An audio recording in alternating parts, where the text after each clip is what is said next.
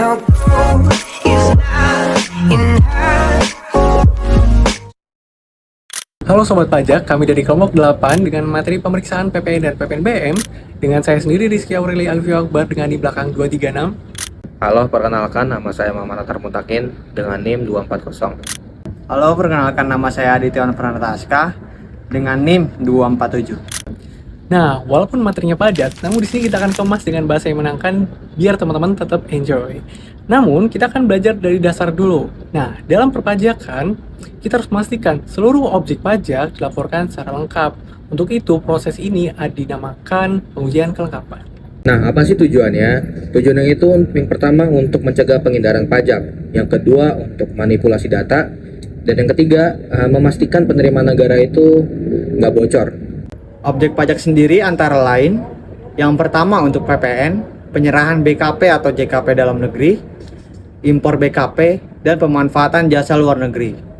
Dan selanjutnya ada untuk PPNBM, penyerahan barang mewah dari produsen saat impor.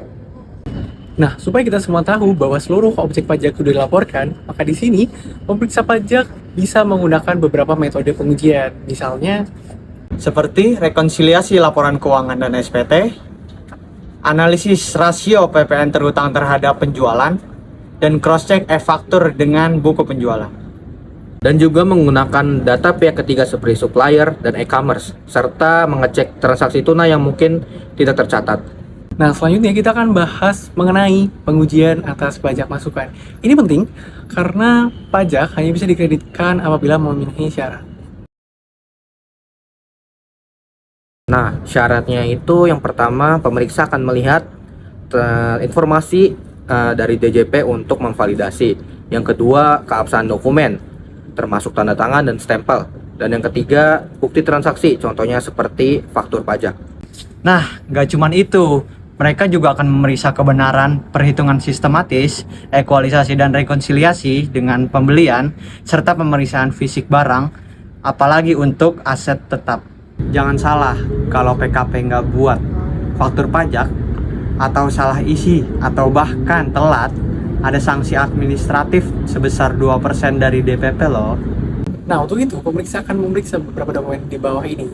Meliputi pertama, itu ada kontrak jual beli, kemudian ada invoice, lalu ada kontrak penjualan, dokumen pengiriman barang, dan yang terakhir tentunya jurnal pengakuan pendapatan. Pada intinya, ketetapan dan kelengkapan isi faktur pajak itu merupakan hal yang sangat krusial banget deh. Nah, untuk PPNBM ada dua pengujian utama. Yang pertama adalah vouching terhadap dokumen. Pemeriksa ini akan melihat apakah barang dalam invoice itu tergolong kategori barang mewah. Yang kedua adalah pengujian fisik untuk memastikan barang yang memang ada dan jumlahnya sesuai. DPP itu dasar pengenaan pajak dan bisa berupa harga jual, penggantian, dan nilai impor.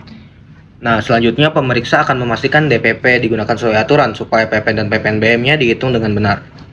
Nah, per 1 Januari 2025, PPN dikenakan tarif sebesar 12%, untuk ekspor sebesar 0%, dan untuk PPNBM, tarifnya dikenakan tergantung jenis barangnya.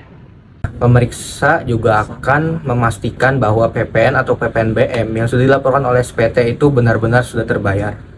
Caranya bagaimana? Caranya adalah dengan membandingkan data yang ada di SSP dan SPT pada sistem Direktorat Jenderal Pajak. Oh iya, akun-akun yang dicek juga banyak loh, seperti PPN masukan PPN keluaran, PPNBM, utang PPN, sampai persediaan BKP.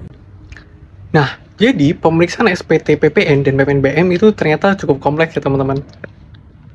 Pastinya, tapi semua itu merupakan hal penting untuk menjaga keadilan dan kepatuhan pajak. Semoga penjelasan kami membantu pemahaman kalian ya teman-teman. Dan jangan lupa laporkan pajak dengan benar. Salam taat pajak.